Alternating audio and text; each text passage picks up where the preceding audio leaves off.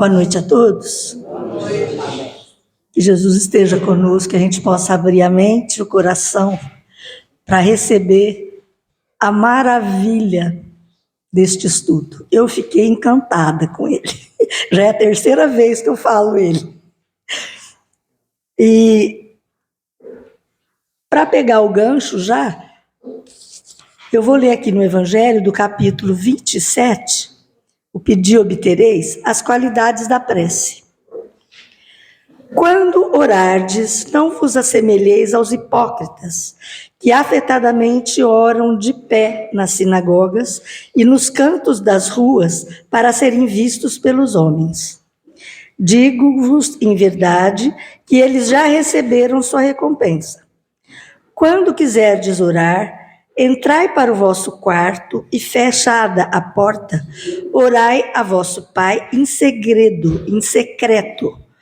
E vosso Pai, que vê o que se passa em secreto, vos dará a recompensa. Não cuideis de pedir muito nas vossas preces, como fazem os pagãos, os quais imaginam que pela multiplicidade das palavras é que serão atendidos. Não vos torneis semelhantes a eles, porque vosso Pai sabe do que é que tendes necessidade, antes que lhe o peçais.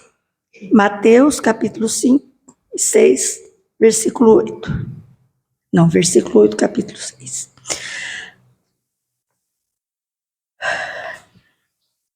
Então, já mais harmonizados, inclusive com o tema da noite, vamos fazer a nossa oração, rogando a Jesus, o nosso Mestre amado, o nosso irmão de todas as horas, e aos mentores, trabalhadores da casa, que direcionam todos os trabalhos que aqui acontecem.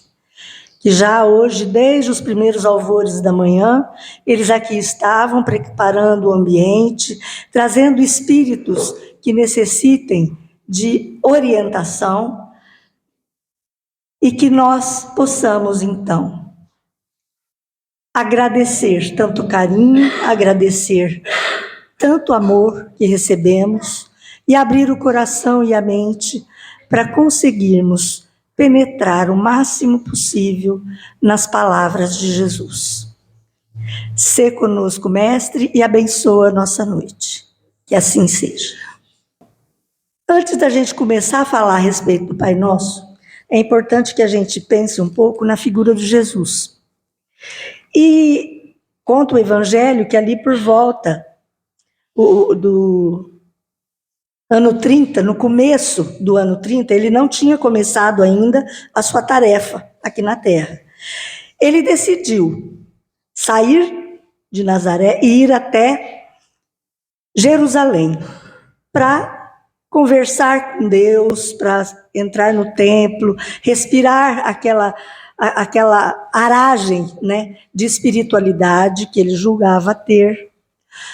E porque para ele era um local de espiritualidade. E aí ele foi.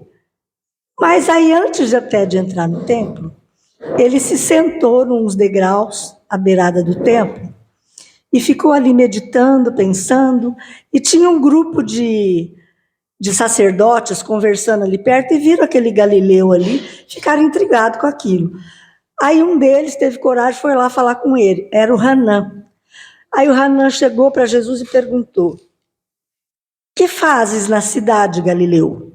Aí ele respondeu: passo por Jerusalém buscando a fundação do reino de Deus, exclamou Cristo com modesta nobreza. Isso, gente, está no livro Boa Nova, tá? Que o Humberto de Campos fez um estudo aprofundado do Evangelho, é maravilhoso esse livro. Por favor, quem quiser, busque. Na internet tem, né? E aí ele respondeu: reino de Deus? Tornou o sacerdote com acentuada ironia. E que pensas tu venha a ser isto? Esse reino é o da obra, já apareceu. Este reino é a obra divina no coração dos homens, esclareceu Jesus com grande serenidade. Aí o Hanan perguntou para ele, mas por algum acaso você tem... você está junto com algum rei? Tem algum exército te ajudando para fundar esse reino? Aí ele respondeu, meus companheiros hão de chegar de todos os lugares, respondeu o mestre com humildade. Aí Hanan, sempre com aquela empáfia, respondeu, sim, os ignorantes e os tolos estão em toda parte na terra. Certamente que esse representará o material da tua edificação. Entretanto, propões-te realizar uma obra divina e já viste alguma estátua perfeita modelada em fragmentos de lama? Aí Jesus respondeu para ele com toda a humildade, sacerdote, com energia serena, ele respondeu, nenhum mármore existe mais puro e mais formoso do que o mármore do sentimento. E nenhum cinzel é superior ao da boa vontade. E com essa conversa que ele teve com Hanan, ele viu que ali, em Jerusalém, não era o local apropriado para ele buscar os seus trabalhadores, os seus seguidores, seus companheiros de tarefa. E voltou para o interior, foi lá para Cafarnaum. E aí lá ele começou a aliciar os pescadores, né? Com Pedro, com André, com o Tiago, e foi aumentando o número de adeptos que seguiam com ele. E aí, a nossa reflexão de hoje é a respeito do Pai Nosso e as bem-aventuranças. Por que eu estou falando isso? Eu falei isso aqui para mostrar quem era esse Jesus, né? E o que é que ele realmente queria, o que era importante para ele. Aí ele nos deixou o Pai Nosso, né? Que é uma rogativa que a gente deve fazer para Deus, que foi ensinada por Jesus. Mas quem é Deus? Que Pai é esse para quem nós devemos rogar por instrução do Cristo? Como é que nós vemos esse Deus? Como é que a gente sente esse Deus? Nós espíritas temos a chance, né, de, ao estudar a doutrina, através da obra de Kardec, lá na primeira pergunta do Livro dos Espíritos, que foi o primeiro que foi editado, né? Que é Deus? A gente precisa observar assim, ele não perguntou quem é Deus e nem o que é Deus. Ele falou, que é Deus? Aí o Espírito de Verdade responde, Deus é a inteligência suprema, a causa primária de todas as coisas. Curto e grosso, é isso aí. Deus é Deus. Ele criou tudo, né? E ele rege tudo através das suas leis sábias. E aí, Deus tem prerrogativas, né? E quais seriam essas prerrogativas de Deus? Ele é eterno, porque se ele não fosse eterno, alguém teria vindo antes dele, ele não seria Deus. Ele teria sido criado. Ele é imaterial, obviamente, ele é um ser totalmente material, que não dá nem para a gente imaginar como seria. Ele é único, onipotente, ele sabe tudo, conhece tudo e sabe tudo o que faremos, inclusive, das nossas vidas. E ele espera pacienciosamente que a gente entre no rumo e siga junto com as leis que ele deixou para a gente. Ele é soberanamente justo e bom. E aí poderia se perguntar, mas aonde é que se encontra a prova da existência de Deus? Aí a resposta também. Num axioma que aplicais às vossas ciências, não há efeito sem causa. Procurai a causa de tudo que não é obra do homem e a vossa razão vai responder para você. Quer dizer, tudo que não somos nós que criamos, e geralmente a gente só cria coisas que não são lá muito boas, né? O restante é Deus. A criação do universo todo. Agora, e na época de Jesus, era isso que eles sabiam, que eles entendiam de Deus? Não. Na época de Jesus, a sociedade era regida pelo patriarcado. E quais eram as características de um patriarca? Ele tinha o poder absoluto, ele ditava todas as regras, eles faziam acordo com outros patriarcas, mas geralmente sempre visando a questão material. Acordos comerciais, acordo mútuo, acordo de paz, sempre visando o material. Não abraçava os filhos, não beijava a face de ninguém, ele era superior a todos. Pelo menos se julgava, né? Estende as mãos, mas para que elas sejam beijadas e não apertadas. Todos se curvam a ele. E ele precisa ostentar visivelmente o conjunto das vitórias materiais que ele conseguiu na vida. E principalmente ele é temido por todo mundo. Bom, tendo essas características de um cara que comandava aqueles clãs todos, né? E isso era assim de séculos em séculos, né? Como será que ele passava a ideia de Deus para as pessoas? Como é que a população entendia Deus? Claro, ao se pensar em um Deus, os patriarcas projetaram nesse Deus a sua própria imagem. Aquele homem barbudo, sisudo, carrancudo, bravo, poderoso, né? Enfim, a mesma imagem dele todos achavam de Deus. E por isso eles temiam a Deus. E até hoje nós temos ainda algumas religiões que falam na questão da necessidade de se temer a Deus. Portanto, Deus era rei e diz a tradição que antes de tudo ele devia ser temido. Porque o patriarca que se preze, porque Deus era o patriarca mor, né? Então, todo patriarca que se preze é alguém que impõe respeito pelo medo. E uma coisa interessante, o que é certo, o que é errado. E tem que ser eliminado. É assim que eles agiam, né? Então eles achavam que Deus agia desta maneira também. Assim, Deus é conhecido na vivência, na tradição, pelo seu poder de fazer uma justiça, mas uma justiça que aniquila, que não tem comiseração com ninguém. O que é certo, o que é errado.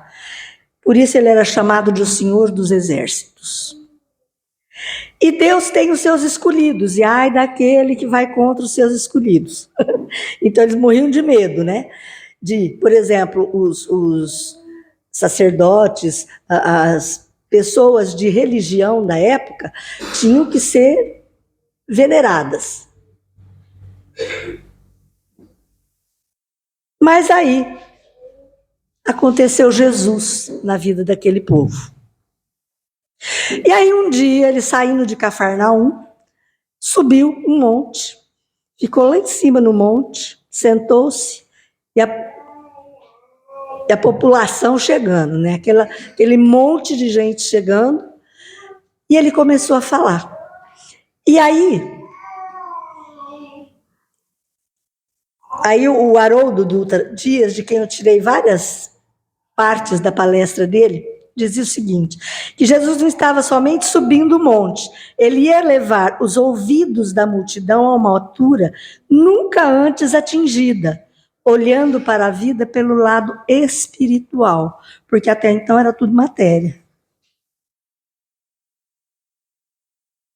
E aí ele deu a visão de que muito mais do que as conquistas materiais pelas quais eles brigavam, né? Podemos ter conquistas espirituais. Aliás, eles brigam até hoje por isso, né? Lá no Oriente Médio a bagunça continua há mais de 2000 anos. A gente podia ter conquistas espirituais através da maturidade emocional, sabedoria e resistência espiritual. Tudo isso naquela fala daquele dia. E que fala seria essa, né? E aí Jesus disse, eu só vou ler isso aqui, gente, porque nosso motivo não é estudar as bem-aventuranças, mas eu só vou citá-las. Quem quiser, vai lá no Evangelho, que está tudo lá. Bem-aventurados os pobres de espírito, pois deles é o reino dos céus. Bem-aventurados os que choram, pois serão consolados. Bem-aventurados os humildes, pois eles receberão a terra por herança. Bem-aventurados os que têm fome de sede e de justiça, pois serão satisfeitos. Já imaginou para aquele povo, gente, ouvir uma coisa dessa? Era tudo que eles queriam. Bem-aventurados os misericordiosos, porque eles vão obter misericórdia. E quer dizer, aquele Deus implacável deixou de existir. Passou a existir a misericórdia.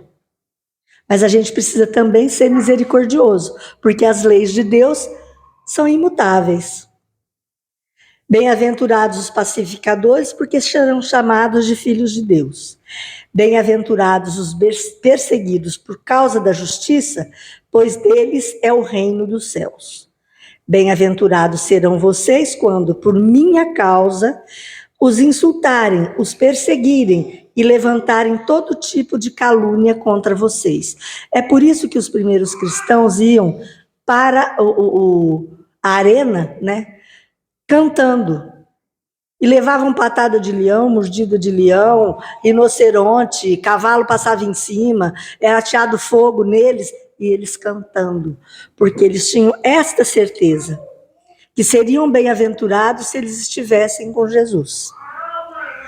As bem-aventuranças de Jesus no Sermão da Montanha, em Mateus, capítulo 5, ensinaram valores como a humildade, a justiça e a misericórdia.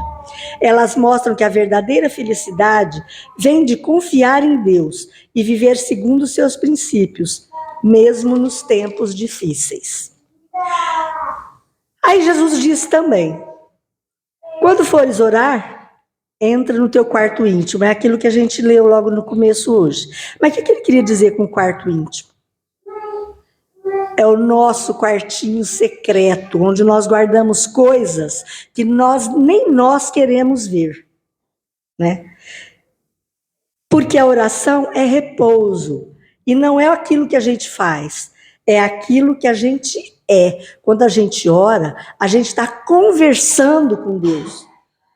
E depois de Jesus, a gente conversa com Jesus. E depois do Espiritismo, a gente conversa com os mentores espirituais, né? E quanto tempo nós temos reservado para apenas ser? Quer dizer, ter essa conversa de pé de orelha, com toda a nossa alma. Deus não é um rei, não é um soberano a ser temido, mas ele é um confidente. Nós temos que confidenciar para Deus. Estamos meio desacostumados de confidências, e a confidência é a máxima abertura da alma. Na confidência, a gente se revela, e todas as máscaras têm que ser retiradas. Então, por isso, eu não tenho que rezar, Pai nosso que estás no céu, santificado seja o vosso nome, venha a nós. E quantas vezes for necessário e preconizado, seja lá por quem. Eu tenho que abrir a minha alma para conversar com Deus, para conversar com o superior. Eu tenho que confidenciar e entrar no quarto íntimo e silenciar tudo aquilo que está dentro de você. Isso não é fácil. É preciso entrar no repouso, cessar as vozes interiores e deixar apenas o ser fluir. É difícil pra caramba, né, gente? Mas é o exercício que a gente precisa tentar. O que move a oração é um desejo, é um diálogo. Só que tem uma coisa, Deus não faz barganha.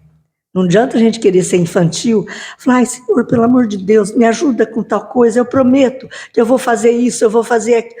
Deus não faz barganha com ninguém.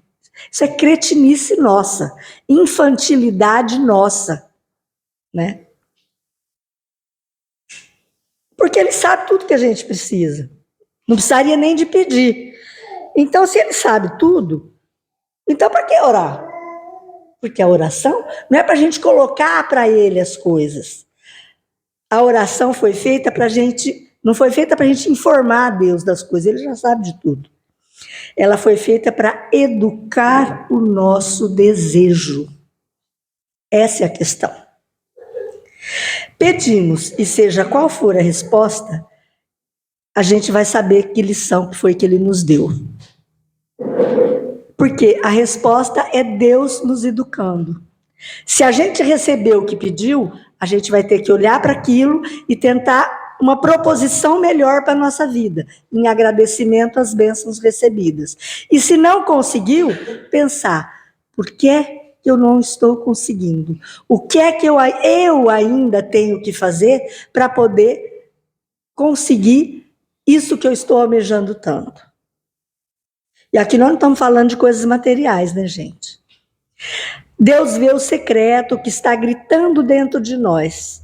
E às vezes todo mundo já viu. O marido já viu, a mulher já viu, o filho já viu, o vizinho já viu, mas a gente teima em não ver. O secreto é aquilo que trancamos naquele quarto escuro e a gente não tem coragem de buscar, mas Deus vê. Então a gente tem que abrir esse quarto escuro nosso e deixar a luz entrar, para que a gente se acalme, para que a gente possa modificar as coisas do nosso interior para poder viver melhor, apesar de tudo aquilo que a gente tiver que viver. Só que é um mundo de provas e expiações. Ninguém vai ter felicidade aqui o tempo todo. Isso é uma escola. Lá na escola, a gente encontra amigos, no recreio é legal, a gente brinca, a gente fala, a gente fofoca, a gente fala no zap, não sei o quê. Mas na hora da prova, é prova. E cada um tem que fazer sozinho a sua prova. Por vezes a gente mascara o nosso pedido em favor dos outros. Isso aqui é um perigo. Por exemplo, um ser querido que está muito mal, os médicos já desenganaram e tudo. Então você fala, Deus, pelo amor de Deus, ajuda, deixa ele ficar mais um pouquinho com a gente, que não sei o quê, tatati. Aí a gente faz as barganhas, né? Eu prometo que eu vou ser uma boa filha, vou ser isso, vou ser aquilo. Blá, blá. A gente esquece que Deus não é pai só meu, para acatar o meu desejo, ele é pai do outro também.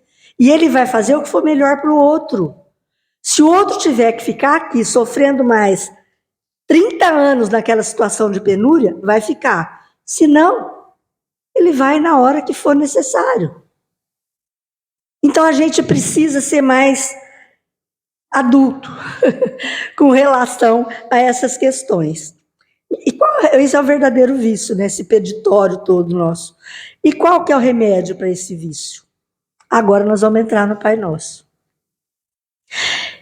O remédio está na oração que Jesus nos ensinou e pediu que fosse a nossa oração dominical, porque eles realmente se reuniam aos domingos, né? E ele começa a oração com Pai Nosso. Aqui já começa a lição. Ele não é só meu pai, não é só pai do outro, ele é o nosso pai. Então, tudo aquilo que eu for confidenciar com ele, eu tenho que pensar em todos, e não só naquilo que eu quero. Esse pai que é nosso, é um pai que está nos céus, claro. Ele não ia se misturar com criaturas ainda tão atrasadas como nós. Ele paira nas alturas, né?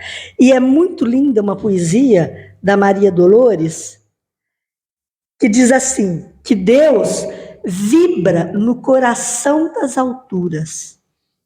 Olha que coisa mais linda. Ele não falou que Deus brilha nas alturas, não, é no coração das alturas, porque é o coração que dá vida.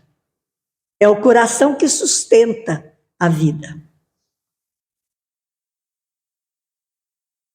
A providência divina não pode descer para errar conosco. São palavras de Emmanuel. Então ele fica lá nas alturas mesmo, no coração das alturas, como diz a Maria Dolores. Ele não se curva aos nossos caprichos, mas ele se rende a tudo aquilo que a gente tem de anseio divino, principalmente com relação ao outro. Santificado seja o teu nome. Aí podia falar, por que não tem que santificar o nome de Deus? Vocês lembraram daquela história do patriarcado? Das prerrogativas todas que o patriarcado tinha? Então, naquela época, o nome da pessoa era o que valia. E teria que ser, se ele é Deus, tem que santificar essas prerrogativas todas dele. Então eu tenho que santificar. Santificado seja o teu nome. E esses atributos são atributos eternos, né? Agora, como é que Deus age no mundo? Através das nossas mãos, das nossas ações.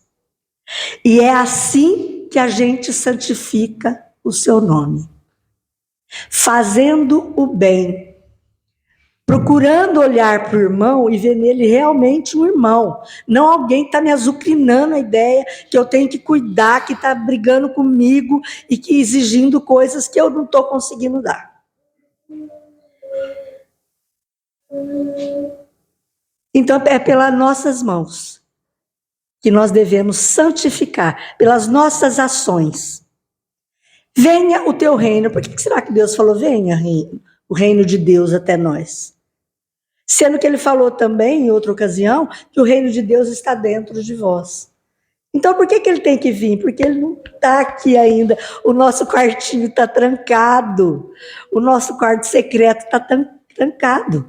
Então, e tem muita gente ainda que acha que são as pessoas encarnadas que vão construir um mundo de regeneração. Lê do engano. Deus tem funcionários para isso, que são os espíritos crísticos, são as divindades máximas do universo, né? Que trabalham por ele incessantemente. O mundo de todos já está pronto. Por isso Jesus disse, venha. Então vem, penetra aqui em mim, me ajuda a sentir esse mundo. Faça a tua vontade na terra, assim como ela é feita nos céus. Os co-criadores, junto a Deus, eles são espíritos divinos.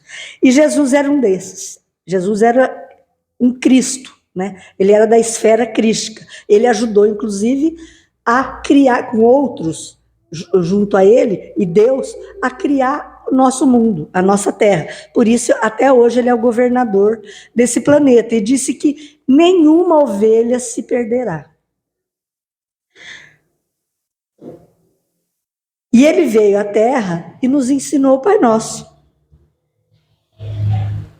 Esses espíritos crísticos estão em comunhão direta com o Pai. O pão nosso de cada dia dá-nos hoje. Essa é boa. Aqui a lição é para que a gente aprenda a viver com o essencial e não com o supérfluo. Ele falou, o pão nosso de cada dia dai-nos hoje. Ele não falou, não me dá uma vida farta. E também aqui ele não fala de materialidade, de alimento para o corpo, é de alimento para o espírito. Então nós temos que receber o dia como um presente e vivê-lo da melhor maneira possível. Perdoa as nossas dívidas, assim como perdoamos nossos devedores. Tem muita gente que fala essa frase falando assim, mas eu já perdoei, Deus, por favor, me perdoa também. Faz com que o outro também me perdoe. Não é isso, não é essa a intenção. As leis divinas são justas. E toda vez que eu me reconciliar com o irmão, automaticamente eu estou quites com as leis divinas e a minha consciência vai me perdoar. Não é Deus que vai me perdoar. Deus não é aquele que impõe. Ele fez as leis, você vive de acordo com as leis. Se não viveu, a consequência é sua, né? Não nos deixe cair em tentação, livrai-nos do mal. Esse é o alerta máximo para que a gente ore e vigie. Principalmente contra o mal que nós temos ainda muito arraigado dentro de nós. Não é o mal externo. Porque o mal externo não me pega se eu estiver em paz com a minha consciência, se eu estiver fazendo tudo aquilo que for a favor das leis divinas. Então a gente tem que tomar cuidado com o nosso mal interior. Então depois que eu estudei isso aqui, que eu fiz essas reflexões todas, eu falei, meu Deus, nunca mais eu vou rezar o Pai Nosso do mesmo jeito. Porque isso aqui é um compêndio. Eu nem sei que palavra usar para dizer como devemos agir com relação ao Pai, com relação à vida, com relação a nós mesmos e ao nosso próximo. Isso numa simples oração, curta, de frases curtas. Mas cada frase dessa tem algo embutido que a gente precisa pensar muito. Esse era Jesus. Ele nos conhecia e nos conhece até hoje. E ele sabe do que a gente precisa. Então, eu peguei lá da palestra, eu colo muito, sabe? Quem é bom merece ser copiado. Mas eu dou louvor para ele, viu? O Haroldo Dutra Dias, está lá no YouTube, palestra Oração do Pai Nosso e Bem-aventuranças. E do Livro dos Espíritos, o capítulo 1 todinho, que fala sobre Deus, sobre nossa vida, sobre várias coisas. Sempre é bom a gente estudar. Não se esqueçam de quando o Emmanuel falou para Chico Xavier, leia o Livro dos Espíritos.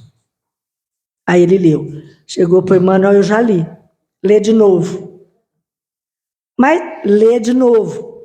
Ele leu de novo. Depois que ele leu de novo, o Emmanuel falou, agora estude. Então, a gente precisa pensar muito seriamente nisso.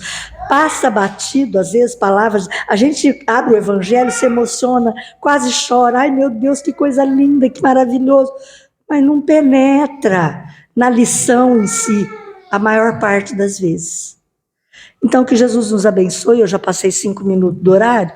Que Jesus nos abençoe e que a gente consiga refletir melhor a respeito de tudo isso, para nos ajustarmos melhor com as leis, que a gente vai ser mais felizinho, devagarinho, de pouquinho, uma felicidadezinha aqui, outra ali, pequenininha, porque isso aqui é um mundo de provas e expiações. Muito obrigada a todos.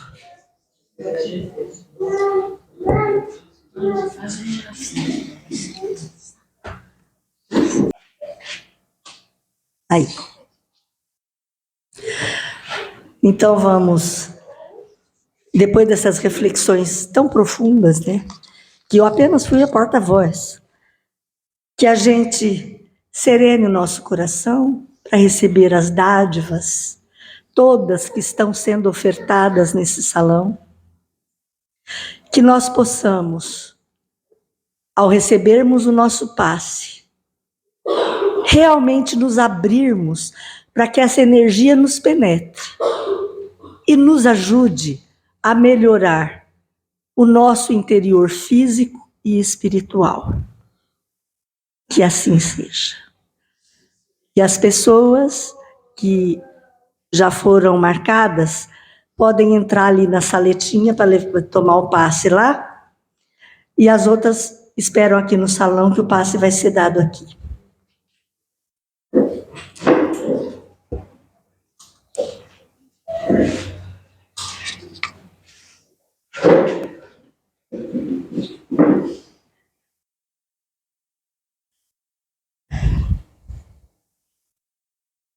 Finalizando esta nossa reunião,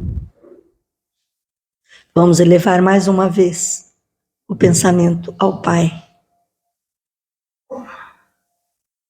rogando a Ele suas benesses, que nos ajude a nos manter firmes com o propósito de sermos pessoas melhores, com o propósito de abrirmos o nosso quartinho escuro e deixarmos a luz entrar.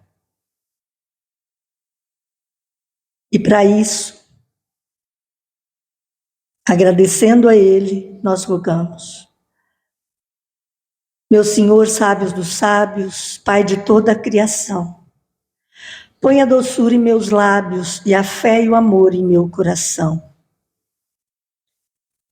Sol de amor que me conduz na vida em que me agasalho, enche meus olhos de luz e a minha mão de trabalho. Pai, não nos deixes cair em tentação. Ajuda-nos a sermos pessoas melhores. Ajuda-nos a seguirmos um caminho que nos leve até Ti. Sê conosco, Senhor. Sê conosco, Jesus. E gratidão a todos os trabalhadores espirituais desta casa. Que assim seja.